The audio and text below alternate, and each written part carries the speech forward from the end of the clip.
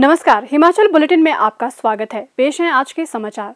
मुख्यमंत्री श्री जयराम ठाकुर की अध्यक्षता में आज शिमला में आयोजित राज्य मंत्रिमंडल की बैठक में प्रदेश में कोविड-19 की स्थिति की समीक्षा की गई और विभिन्न सामाजिक, अकादमिक, मनोरंजन, राजनीतिक, सांस्कृतिक समारोह सहित विवाह एवं अन्य समारोहों में शामिल होने वाले लोगों की उपस्थिति की संख्या में वृद्धि करने का निर्णय लिया गया। इस निर्णय के अनुसार अब इंडोर समारोह में कुल क्षमता के 50% और अधिकतम 200 लोगों को शामिल होने की अनुमति होगी। वहीं खुले स्थान पर आयोजित होने वाले कार्यक्रमों में मैदान की कुल क्षमता के 50% लोगों की उपस्थिति की अनुमति दी जाएगी।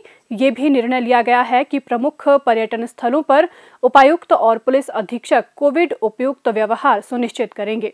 बैठक में 2 से 13 अगस्त 2021 तक हिमाचल प्रदेश विधानसभा का मॉनसून सत्र आयोजित करने के लिए राज्यपाल को सिफारिश भेजने का निर्णय भी लिया गया। मंत्रिमंडल ने कोविड-19 महामारी के कारण अपने माता व पिता दोनों को खोने वाले बच्चों को मुख्यमंत्री बाल उद्धार योजना के अंतर्गत लाने को अनुमति प्रदान की, ताकि उन्हें प्रतिमाह 1500 रुपये की अतिरिक्त वित्तीय सहायता प्रदान की जा सके। आशा कार्यकर्ताओं का वर्तमान में दिए जा रहे अतिरिक्त मानदेय को 2000 रुपये से बढ़ाकर 2750 रुपये प्रतिमाह करने का निर्णय लिया गया है, जिससे राज्य की लगभग 7964 आशा कार्यकर्ता लाभान्वित होंगी। मंत्रिमंडल ने प्रदेश में नई शिक्षा नीति को क्रियान्वित करने के लिए तय किया है कि तीसरी, 5वीं और 8वीं कक्षाओं के प्रश्न पत्र हिमाचल प्रदेश स्कूल शिक्षा बोर्ड तैयार करेगा। इन कक्षाओं की मार्किंग और परीक्षा परिणाम क्लस्टर, खंड व जिला स्तर पर घोषित किए जाएंगे। प्रारंभिक शिक्षा में डिप्लोमा के लिए 2018 से 2020 बैच को स्कूल इंटर्नशिप में 6 सप्ताह की छूट प्रदान करने को मंजूरी प्रदान की गई। प्रदेश के सभी विद्यालयों को आगामी आदेशों तक बंद रखने का निर्णय लिया गया है, जबकि ऑनलाइन कक्षाएं पूर्व की भांति जारी रहेंगी।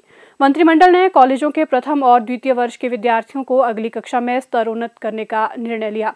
महाविद्यालय में नए दाखिले और नवीकरण इस वर्ष जुलाई माह के अंतिम सप्ताह में आरंभ होंगे, जबकि नए शैक्षिक वर्ष के लिए स्नातक कक्षाएं 16 अगस्त 2021 से आरंभ होगी। बैठक में जानकारी दी गई कि 30 जून 2021 तक 90% शिक्षकों और गैर शिक्षक कर्मचारियों का टीकाकरण कर लिया गया है। महाविद्यालयों के लगभग 25,000 विद्यार्थियों का टीकाकरण 28 व 29 जून 2021 को किया गया। 30 जून 2021 तक महाविद्यालयों के अंतिम वर्ष के लगभग 80% विद्यार्थियों का टीकाकरण किया जा चुका है। बैठक में निर्णय लिया गया कि अनाथ बच्चों और 70 वर्ष से अधिक आयु के वरिष्ठ नागरिकों को बिना प्रीमियम हिमकेयर योजना के अंतर्गत लाया जाएगा। इससे 1500 अनाथ बच्चे और 70 वर्ष से अधिक आयु वाले 16,304 वरिष्ठ जन लाभान्वित होंगे। कांगड़ा जिला में नागरिक अस्पताल नूरपुर के उचित प्रबंधन के लिए चिकित्सा अधीक्षक का एक पद सृजित करने का निर्णय लिया गया। जिला कांगड़ा के डॉक्टर राजेंद्र प्रसाद आयुर्विज्ञान महाविद्यालय टांडा में 12 करोड़ 50 लाख रुपए की लागत से MRI मशीन स्थापित की जाएगी और इस महाविद्यालय के रेडियोग्राफी विभाग में रेडियोग्राफर के 2 पद सृजित कर भरे जाएंगे। मंत्रिमंडल ने जिला मंडी के नेरचौक स्थित श्री लाल बहादुर शास्त्री राजकीय आयुर्विज्ञान महाविद्यालय में सहायक प्रोफेसर, चिकित्सा सामाजिक कार्यकर्ता और मनोविज्ञानी का एक पद, पैलिएटिव केयर सर्विसेज में चिकित्सा अधिकारियों के 2 व स्टाफ नर्सों के 5 पद, चिकित्सा कैंसर सेवाओं में सहायक प्रोफेसर का 1 पद और सामान्य शल्य चिकित्सा में सहायक प्रोफेसर का 1 पद भरने की मंजूरी प्रदान की।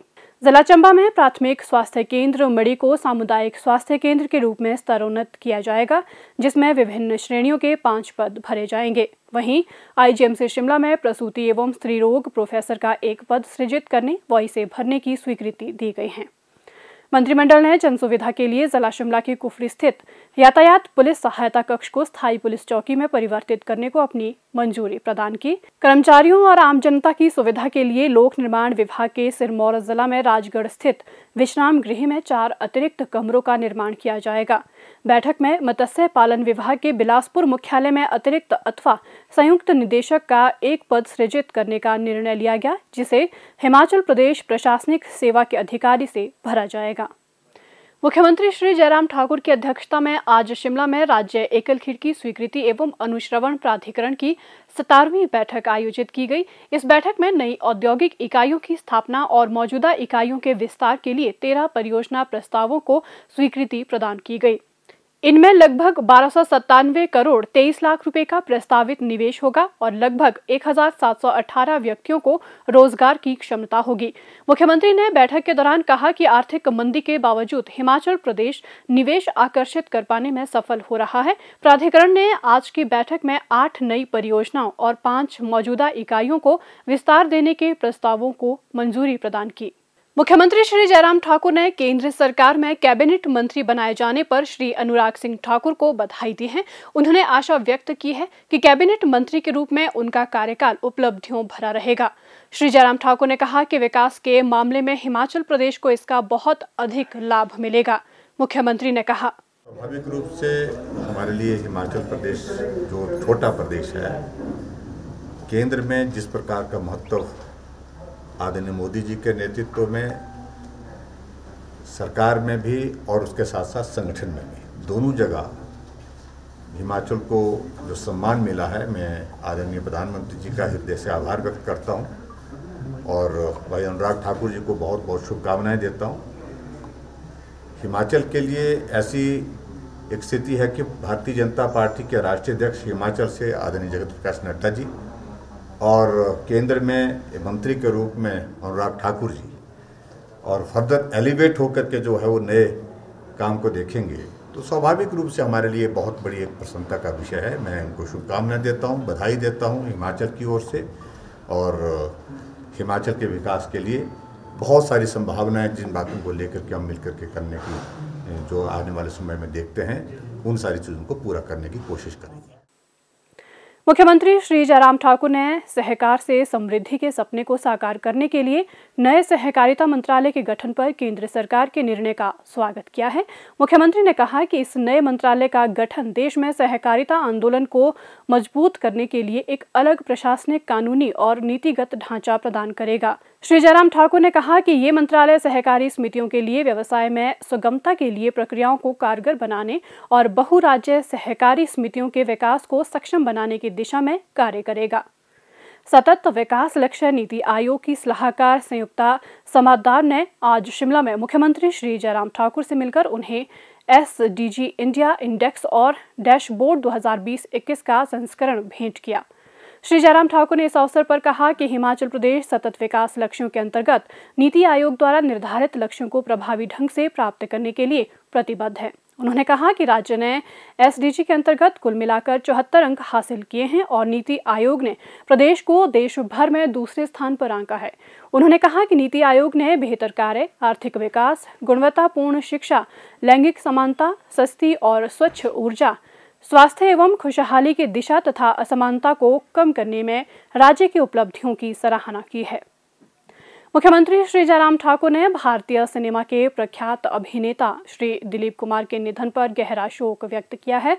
श्री दिलीप कुमार के भारतीय सिनेमा को दिए गए महत्वपूर्ण योगदान की सराहना करते हुए मुख्यमंत्री ने कहा कि उनका निधन अभिनय की दुनिया के लिए एक अपूरणीय क्षति है। भारतीय सिनेमा में उनके योगदान को हमेशा याद किया जाएगा और वे कलाकारों की आने वाली पीढ़ियों के लिए प्रेरणा स्रोत बने रहेंगे। श्री जयराम ठाकुर ने शोक संतप्त परिजनों और प्रशंसकों के प्रति अपनी गहरी संवेदना व्यक्त करते हुए परमात्मा से दिवंगत आत्मा की शांति की प्रार्थना की है। स्वास्थ्य एवं परिवार कल्याण विभाग द्वारा दोपहर 2 बजे तक जारी बुलेटिन के अनुसार प्रदेश में कोरोना संक्रमण की जांच के लिए आज 2050 लोगों के सैंपल लिए गए, जिनमें से 729 लोगों की रिपोर्ट नेगेटिव पाई गई है, जबकि 1317 लोगों की रिपोर्ट आना बाकी है। अभी तक 25,14,286 लोगों की जांच की जा चुकी है, जिनमें से 23,09,958 सैंपल की जांच नेगेटिव पाई गई हैं। प्रदेश में कुल 2,02,949 लोगों में कोरोना वायरस के संक्रमण की पुष्टि हुई है, जिनमें से 1,98,269 लोग इस बीमारी से ठीक हो चुके हैं और 1,184 व्यक्ति उपचाराधीन हैं। हिमाचल बुलेटिन देखने के लिए सब्सक्राइब करें YouTube channel DPR Himachal, follow करें ट्विटर @DPRHP, लाइक करें Facebook page information and public relations department Himachal Pradesh, visit करें वेबसाइट www.himachalpr.gov.in। इस अंक में इतना ही, कल फिर होगी मुलाकात। दीजिए इजाजत, नमस्कार।